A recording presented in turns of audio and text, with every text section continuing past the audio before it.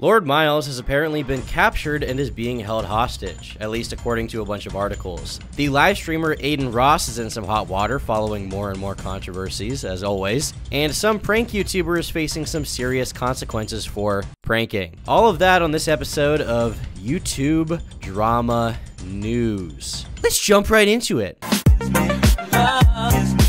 So do you guys know who Lord Miles is? He's this guy who I started seeing posted on 4chan and Twitter a few months ago, maybe up to a year ago, maybe 2 years even. I feel like 2 years might be too long. I have a bad understanding of time. And he was basically just traveling around the world into potentially dangerous situations and documenting his life doing all of this. He went to Ukraine, he went to Afghanistan in 2021, and he was basically just posting pictures of himself. He quickly self-doxed and revealed his full name on purpose because he didn't really have any shame about who he was or his identity or anything like that. And he was like, hey, my name is Miles, I'm from the UK, and I love to travel around the world, I love to meet people. And he was just documenting this stuff on 4chan, Twitter, and on his YouTube channel. And people ended up finding this guy interesting and relatable. Many called him based and felt like he was sort of on their side of the internet. Some edgier people online from 4chan felt like, one of their own was kind of in the mainstream of the internet. And overall, it was just a merry time that a lot of people felt was fun to witness. I personally am not a die-hard Lord Miles fan or anything. I can't front about that, okay? I can't cap. I mean, I found him kind of funny, but he's not someone I followed closely or really cared about that deeply. He was mostly a passing, funny thought for me. But as more of his content came out, people saw him as more of almost a journalist, as he was traveling to these bizarre locations that no one would ever think to go to, and he would do things no one would ever do. For example, he posted this video titled, I Went Shooting with the Taliban, which ended up getting over 1 million views. Be careful. Yeah, firing. Yeah. Yeah, be careful. Oh. Yeah. Yeah. You have again another one. Again? Yeah. Oh, I like this. He also had a pretty interesting little piece of content he did titled 48 Hours Homeless in New York City, where he basically tried to live in Manhattan like a homeless person for 2 days. He didn't have any money or anything like that, and basically just existed without any place to sleep and any resources. He had to make do in one of the largest cities in the world. He actually ended up eating some like leftovers I think he found just like fucking lying around somewhere, and it ended up making him sick. Pretty interesting content, no doubt. It's just stuff that no one else would think to do, and here he is doing it, you know? Hey guys, I'm not going to be around the bush, but I'm currently in a bathroom, and truthfully my stomach isn't handling too well from that leftover food. Who knew that eating over leftover food would be bad for you and cause stomach issues? But man, the cramps are really painful, and I did throw up. So I don't feel the best right now, but I'm going to see how it goes. But I've got health insurance, so worst comes to worst, I can cut the challenge early by a few hours and maybe visit the hospital. So I'm going to love an American hospital bill. I'm sure it's going to be very cheap. Well, fans of Lord Miles may be disappointed to learn this following news. Meanwhile, fans of the Taliban are definitely elated, because at least according to some journalists, he's been detained by the Taliban. This article from Vice claims he's being held captive without the possibility to escape at the moment in Afghanistan. 3 UK nationals are being held in Taliban custody, among them an infamous 23-year-old YouTuber who goes to the most dangerous places on earth for fun, according to a humanitarian NGO which released details of the men's detention over the weekend. And this is obviously horrible, like if the guy is being held there. I obviously feel for him, I've never personally been held captive, so I don't know how I'm supposed to like relate to this. Like, yeah guys, remember that time I got captured by the Taliban? I can't really relate, so I do feel bad for him. At the same time, he kind of knew there was some risk of this happening, given he goes to these dangerous places explicitly because of that danger, and the possibility of some kind of altercation or negative scenario is always present, I'm not saying he deserved it or anything, I'm just saying, like, he may have been aware that one of these situations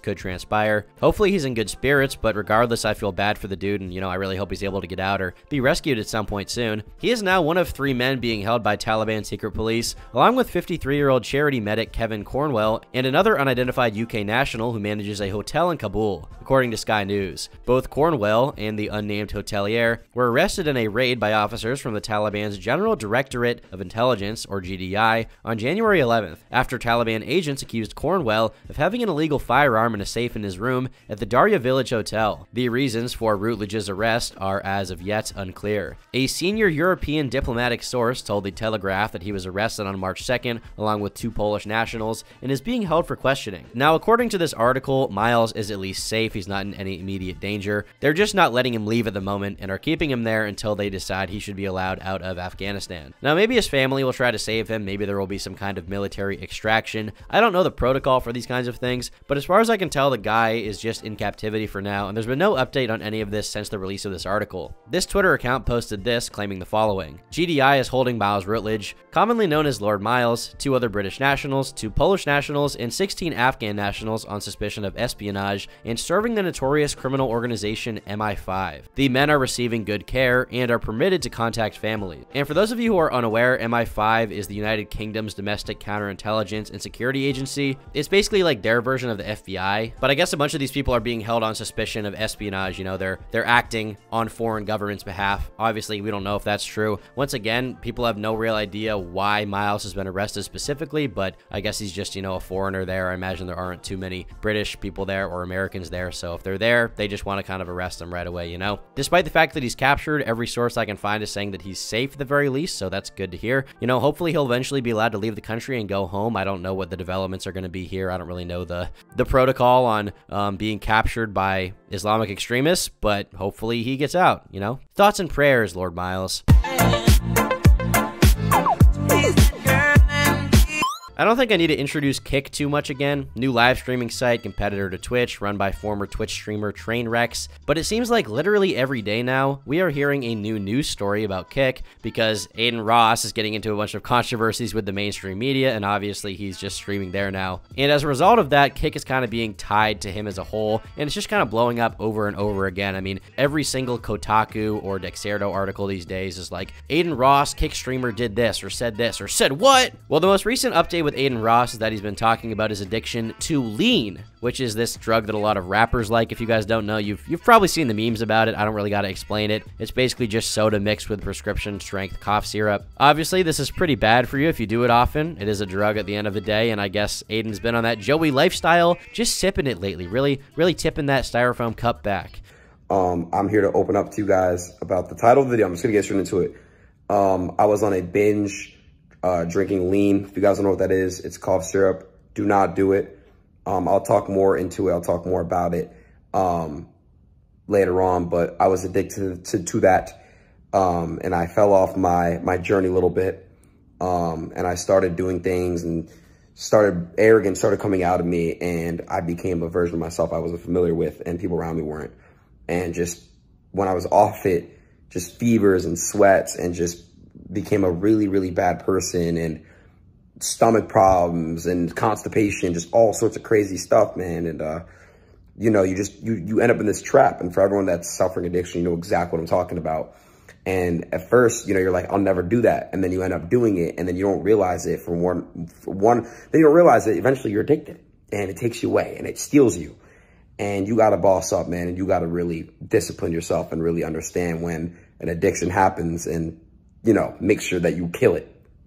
And I was lucky to kill it quicker than others, but it's still a very serious addiction, and I'm opening up to you guys about it. Honestly, if I had to like put money on what I think Aiden would be addicted to, I would guess that it would be some kind of stimulant that would get him like off the walls, bouncy and crazy, instead of like lean, you know? Lean like makes you more laid back from what I understand, so I don't know. I don't know why he'd be into that, but it seems like he's aware that this is bad for him, and he's stopping, and he decided to share that with his fans. He decided to talk about his experience, be like, hey guys, drugs are bad, which is definitely a good message. And you know what? Good for him, because this is a really terrible substance long term, as are all drugs really, and I hope he leads a healthier lifestyle going forward. No matter what I think about him as a person, I'm not going to wish, you know, terrible ill on him. I'm not going to be like, hope he gets addicted. No, I actually don't think that. I'm not actually evil. And on top of that, Aiden is in a little drama with IShowSpeed, another popular streamer out there who I show clips of a lot in my videos because his spurgouts are legendary. I love IShowSpeed. You're gonna die!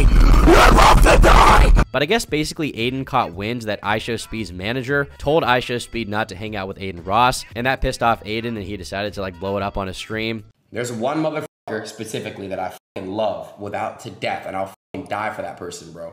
And that motherfucker got told by a manager or corporation, some corporate pussy fucking white businessmen, fucking don't associate with Aiden anymore. He's off the walls.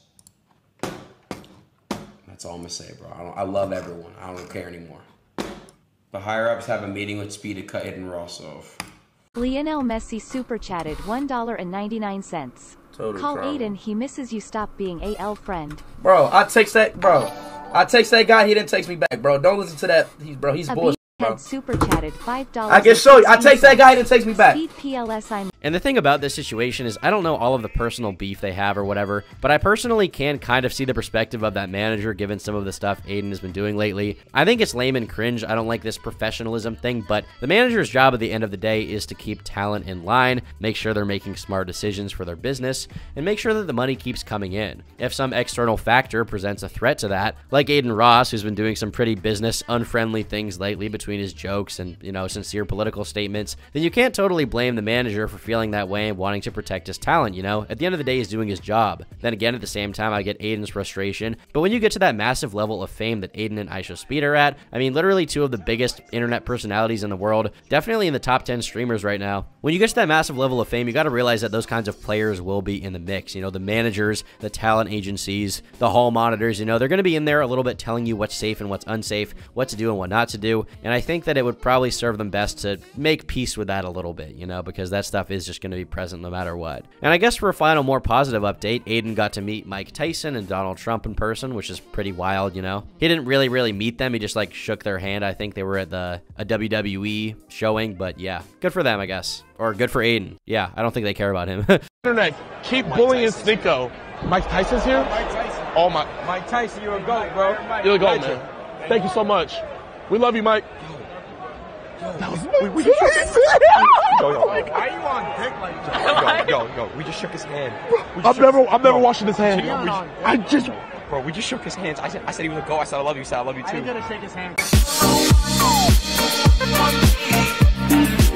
Now, for years, people have been saying that prank channels go too far. I mean, I did a video about this on my main channel, but there was basically a massive wave of hate a few years ago for channels like FouseyTube, Joey Salads, Prank Invasion, right? All of these super infamous prank channels of yesteryear, where people felt they were being insensitive, being public nuisances, and they just generally hated their content. They didn't find it very good. Vitaly is definitely another one of those up there that was super successful, super famous, making a ton of money, but also by a lot of the YouTube community was fucking hated. Now, I would agree that a lot of these pranks went too far. Despite that, to be honest, I found a lot of these guys funny back in the day. You know, the hood pranks were legendary. A lot of it reminds me of Jackass with the constant stunts and pissing off the public and whatever else. You know, you can call me a bad person, but at the end of the day, I just find a lot of that stuff very funny. Well, one such modern day prank channel is called Classified Goons, and it's just kind of your typical prank channel on YouTube. You got titles like Angry Karen Tries to Take the Camera and Fake Vomiting on Uber Drivers. Nothing super out of the ordinary, just some dudes trying to make it big on YouTube and get to that next level of internet fame.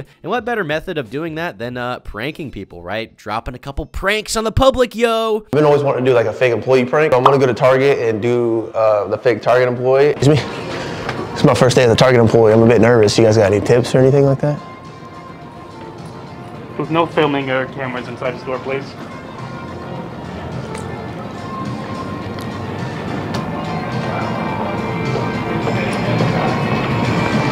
Well, the guy you just saw on screen, his name is Tanner Cook, and he's the face of this channel. He's the star in all the videos I've seen, and he was actually shot a few days ago while filming a prank video. Now, there's no social media posts about this from Tanner himself, so all we have to go off of is some tweets and articles. But as far as I can tell, it seems like he was shooting a prank at the mall, and he got opened up on by a random citizen who didn't really approve of his prank. The incident occurred at the Town Center Mall in Sterling, Virginia. Cook, 21, frequently posts content in which he and his friends play pranks on people. He tried pulling one on Alan W. Colley, 31, but was met with gunfire. The Loudoun County Sheriff's Department said in a press release that Cook, who was shot in the abdomen, was transported to a local hospital. The agency declines to provide additional information about the incident, citing an active investigation. Colley was charged with aggravated malicious wounding, use of a firearm to commit a felony, and discharging a firearm in a building. Videos of his arrest circulated on social media following the incident. I was playing a prank and a simple practical joke, and this guy didn't take it very well, Cook told the local CBS affiliate, WUSA, after undergoing surgery. He did not immediately respond to a request for comment. Colley's bond hearing was scheduled for Wednesday morning. Cook told the affiliate that the experience would not prevent him from making more prank videos in the future. Now, I think the instinct a lot of people have here is to basically say that Tanner deserved this because, oh, he f***ed around and found out, right? He messed with the public, and you just don't mess with the public, yo. You never know what's gonna go down.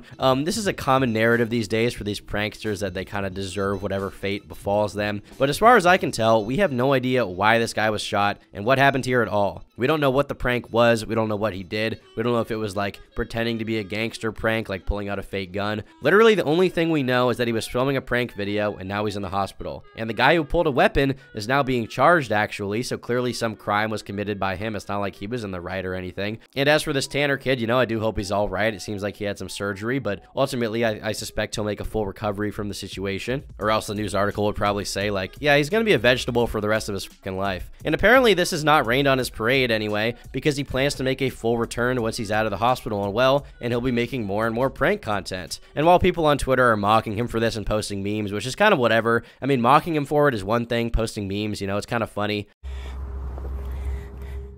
Hey, old man, give me everything. Call an ambulance! Call an ambulance! But not for me! But a lot of people seem to be cheering on this happening because, oh, he's a YouTube prankster and they're so annoying. But in this comment section, at least, people seem to be very supportive, and that makes me happy, okay? I hope this kid has a very successful career as a YouTube prank channel going forward. I hope to see more content from him. I subscribe to the channel, okay? And I'll be looking out, guys. I'll keep you posted on the latest uploads. Anyway, guys, that's about going to wrap up the video for today for stories. If you enjoyed, be sure to leave a like. If you didn't enjoy it, if you hated it, if you hate Turkey Tom and Tom Dark and the whole brand is just completely antithetical to your existence as a human being, then be sure to drop a dislike below and let me know why you're not in favor, why you hate me. Check out my Instagram, TomButDark, where I post funny, wacky, goofy pictures of good things happening. And I'll see you all in the next video tomorrow. Bye.